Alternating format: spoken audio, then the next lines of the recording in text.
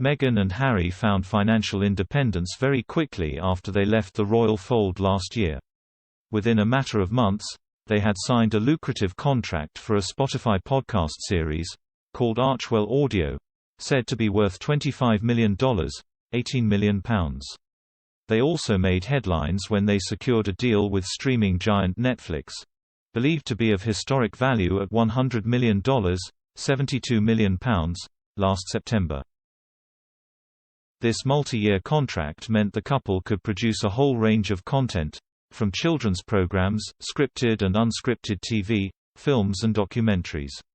However, the Sussexes have made it clear they will not be using the platform to lift the lid about more elements of their royal lives.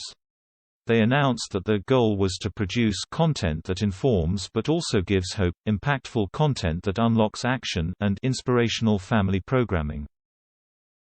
Their first production was announced in April, called Heart of Invictus, which will follow competitors, organizers and Harry himself in the run-up to the Invictus Games The Hague 2020. The international sporting tournament for wounded, injured and sick service personnel and veterans was set up by the Duke of Sussex back in 2014, so it is known to be a cause close to his heart. The Games have been delayed for 2 years due to the pandemic, and so will be a highly anticipated occasion.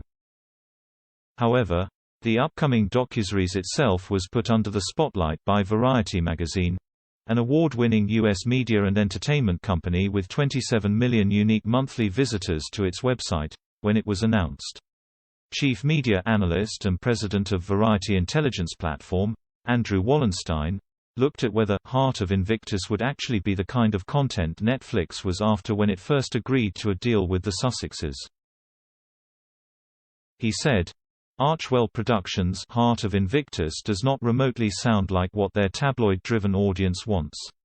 The content in question seems more like an exercise in their image rehabilitation, funded by Netflix.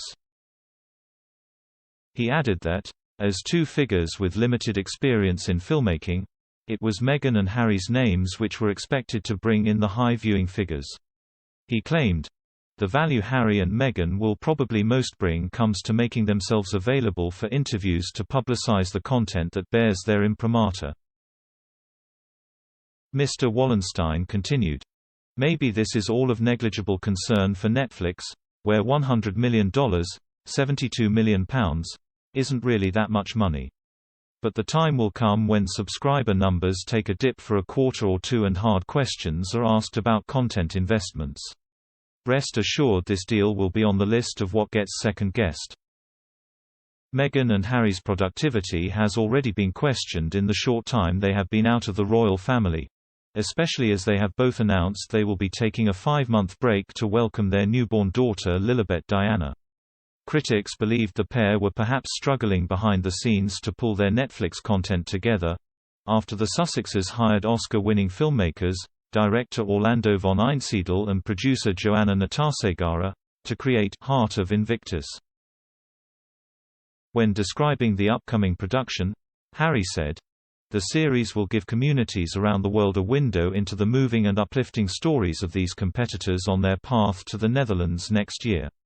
As Archewell Productions' first series with Netflix in partnership with the Invictus Games Foundation, I couldn't be more excited for the journey ahead or prouder of the Invictus community for continuously inspiring global healing, human potential and continued service. A release date for the series has not been announced yet. The Duke and Duchess of Sussex have also been criticized for their inactivity with their podcast, Archewell Audio. They have only produced one episode, a 35-minute holiday special released in late December, where they asked a range of their high-profile celebrity friends to record themselves thinking about how hard the pandemic has been. The couple have since gone quiet on that front.